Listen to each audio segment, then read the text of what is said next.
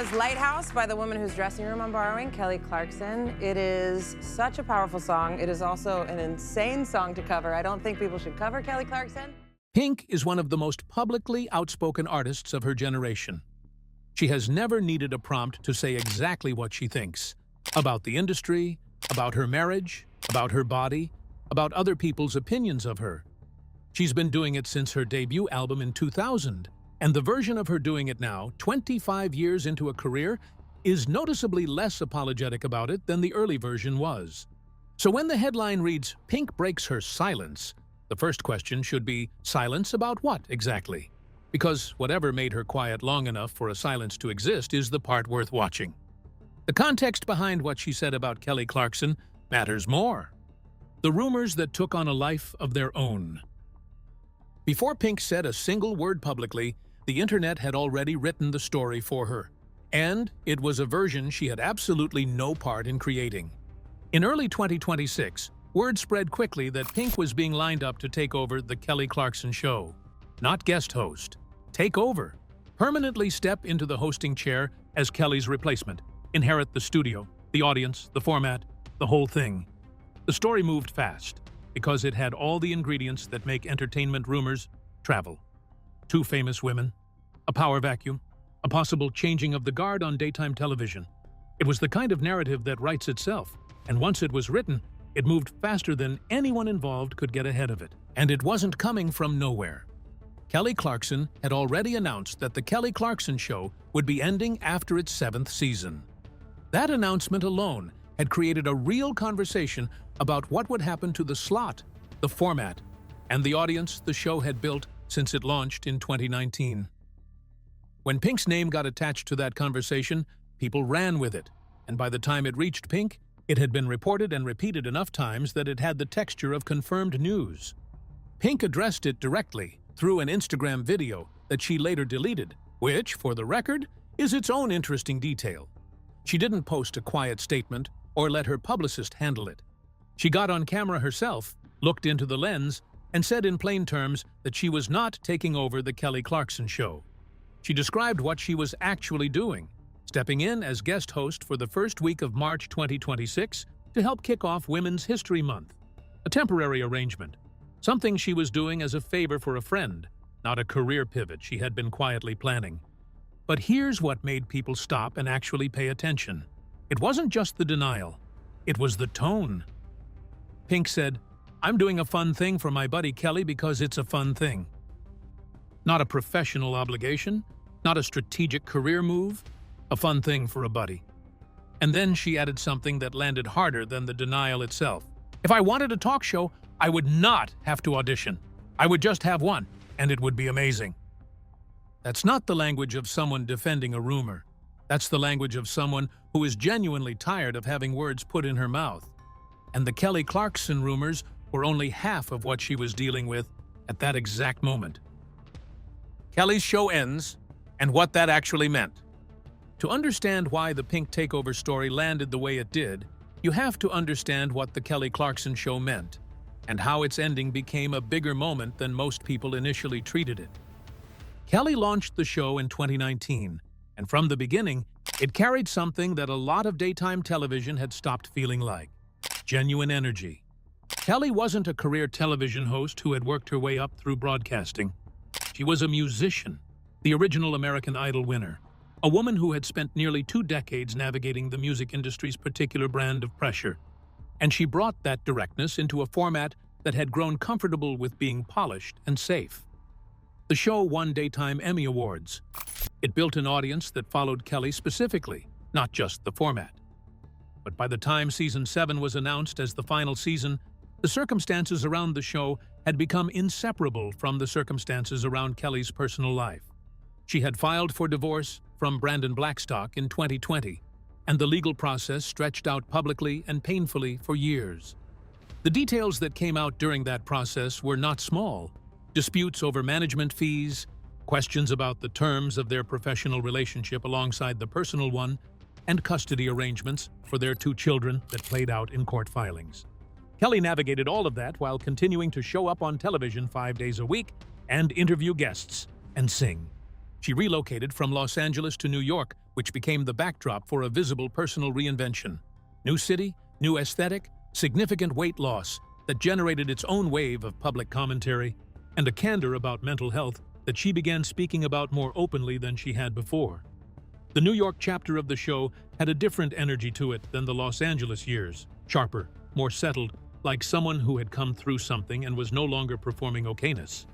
The show ending wasn't framed as a failure. Kelly spoke about it as a choice, a decision to close one chapter and move into whatever came next. But the timing of the closure, the personal backdrop, and the 7-season run all combined to make the announcement feel significant in a way that went beyond a simple cancellation. It was the end of something Kelly had built during the hardest years of her adult life. And she had built it well. When the show was confirmed to be ending, the natural question became, what would fill the space it left? Daytime television has always had a complicated relationship with replacement. Audiences form specific loyalties, and swapping one host for another doesn't automatically transfer the connection. Pink's name entering that conversation made sense to the people spreading it, even if it had no basis in reality. She has personality, presence, and cultural credibility. On paper, the logic worked. The problem is that nobody had asked Pink. What gets lost in the noise around the rumors is the actual moment being marked. Kelly's show ending isn't just a programming change. It's the closing of a specific era in daytime television, one built on a particular kind of candor that Kelly made her signature. The fact that Pink stepped in for a week, specifically for Women's History Month, specifically at her friend's invitation, says something real about how Kelly was being sent off, not with a quiet final season, but with people who actually cared about her showing up. A friendship.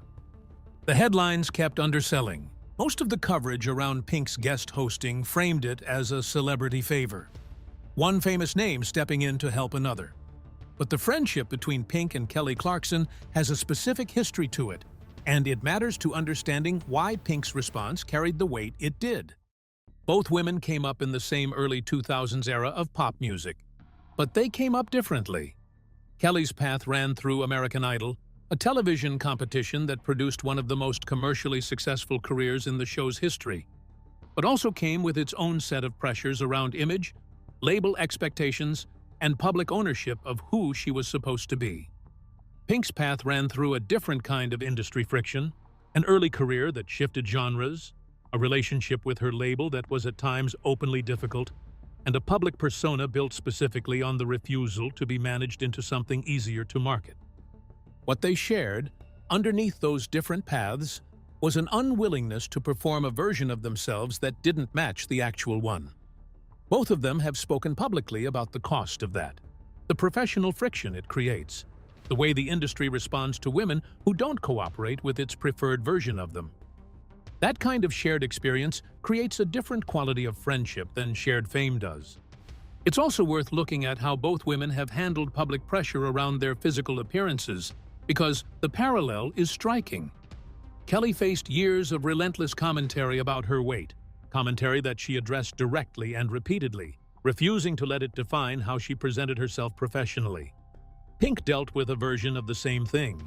After performing at the Grammy Awards in 2010, she was subjected to widespread commentary about her body that she later described as genuinely hurtful, despite presenting one of the most physically demanding performances of the night. Both women responded to that kind of scrutiny the same way, by continuing to do exactly what they were doing, and saying clearly that the commentary wasn't something they were going to absorb quietly. That parallel matters because it points to something deeper than a friendship built on industry proximity. These are two people who have faced the same specific brand of public treatment and dealt with it in the same specific way. That creates a kind of understanding that doesn't require much explaining. Pink has spoken warmly about Kelly across multiple interviews over the years. Kelly has reciprocated.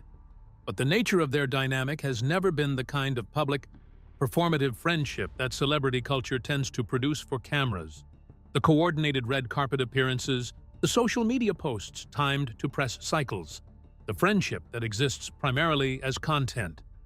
Theirs has operated more quietly, which is part of why, when Pink described what she was doing as a fun thing for my buddy, it read as genuine rather than managed.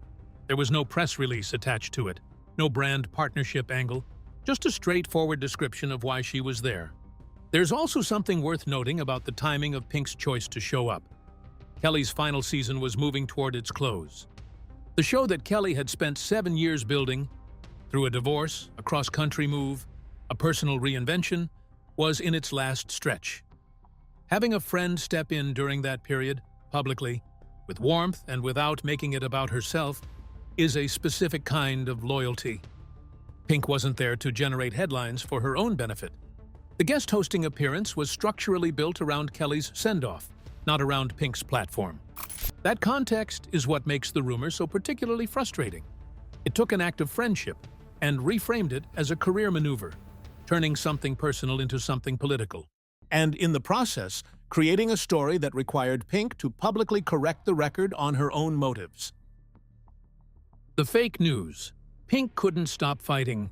Here's where the story opens up into something broader. Because the Kelly Clarkson takeover rumor wasn't an isolated incident for Pink.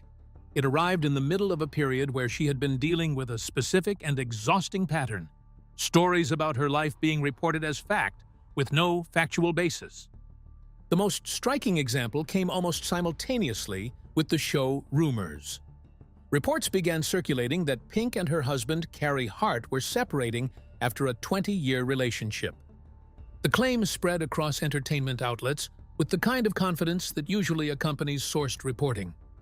Pink's response was direct and had a specific edge to it that the Kelly Clarkson denial didn't quite carry.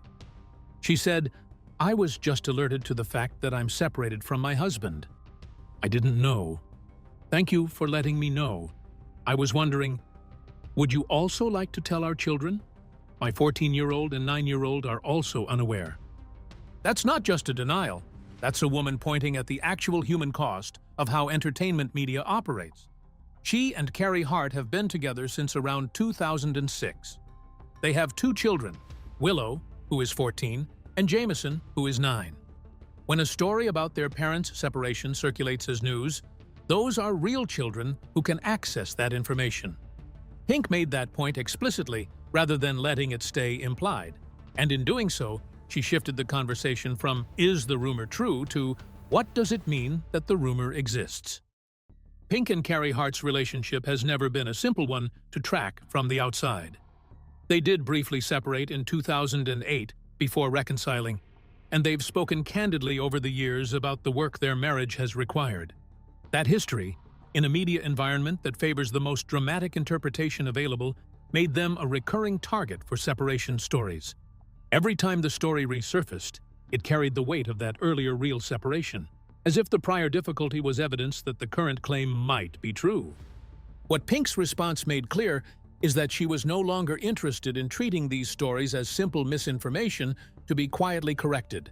She was naming what they actually were: careless reporting with real consequences for real people. "You can do better," directed at the outlets running the stories, wasn't a throwaway line.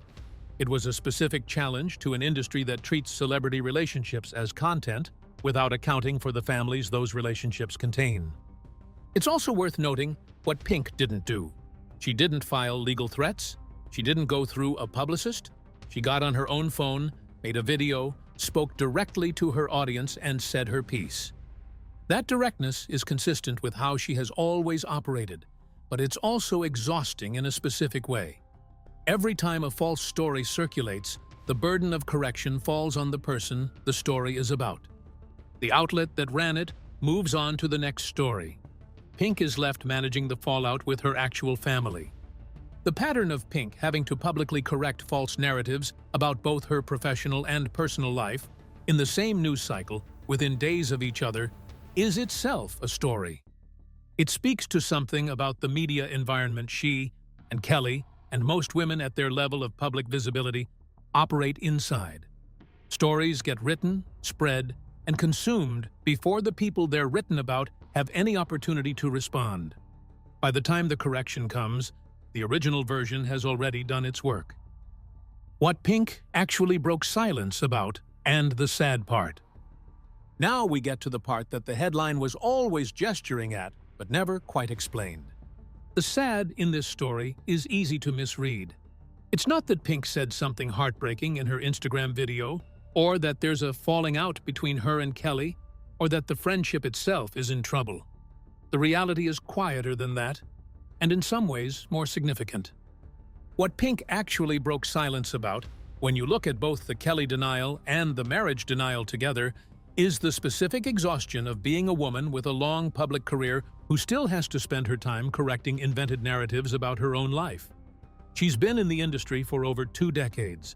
She has won Grammy Awards. She has built one of the most respected live performance reputations in contemporary music. Her touring record is genuinely remarkable. She has consistently sold out arenas across multiple continents, and her shows are discussed as benchmark examples of what a live performance can actually be. She fills arenas. She has, by any reasonable measure, earned a level of professional standing that should speak for itself. And she is still posting Instagram videos to explain that she is not, in fact, leaving her husband. That's the sad part. Not dramatic, but real. The Kelly Clarkson piece of it carries a different kind of weight. Kelly's show ending is a genuine loss. Not a catastrophic one, but a real one. The Kelly Clarkson show was a specific thing that existed because Kelly is a specific person. And when it ends, that particular version of daytime television ends with it. The show gave Kelly a platform where she operated entirely on her own terms. She interviewed guests, she sang, she cried on camera, she talked honestly about her divorce and her mental health and her kids. It was a version of Kelly Clarkson that the public got to see daily, up close, in a format that was genuinely hers. That closes at the end of season 7, and nothing replaces it in quite the same way. Pink showing up to help close it out, then having that act of friendship turned into a hostile takeover story, captures something uncomfortable about how the industry treats women's relationships with each other. It can't just be 2 friends. It has to be competition. It has to be replacement. It has to be political. 2 women who have spent their entire careers pushing back against exactly that kind of narrative found themselves inside it anyway. This time, not because of something they did, but because of something the internet decided was more interesting than the truth. Pink's deleted Instagram video, when you sit with it, reads less like a correction and more like a moment of visible frustration. She made the video. She said what needed to be said. And then she deleted it, which suggests she didn't particularly want the correction itself to become the headline, only to have it become exactly that anyway. For Kelly, who is in the final stretch of a show she spent 7 years building, having her friends' genuine support become a tabloid story about succession isn't just inconvenient. It flattens something real. It takes a chapter that deserves to close on its own terms and drags a competing narrative into it. What both women have in common, and what Pink's intervention, however brief and reluctant, made visible, is that they've each spent their careers being asked to be something more manageable than they actually are. Kelly built a talk show on the premise that she wouldn't be. Pink has built an entire public identity on the same refusal. When Pink showed up for Kelly's final season, it wasn't a strategic move. It was one person who knows exactly how hard that road is, showing up for another person, walking the same one. That's what the silence was actually about. And why, when it finally broke, it sounded less like breaking news and more like a friend who had simply had enough. What do you think about Pink and Kelly Clarkson? Drop a comment below, and let's get the conversation going. If this story was moving for you, smash that like button, subscribe for more untold Hollywood tales, and hit the bell so you never miss a drop. Want more? Check out another one of our videos. Thanks for watching.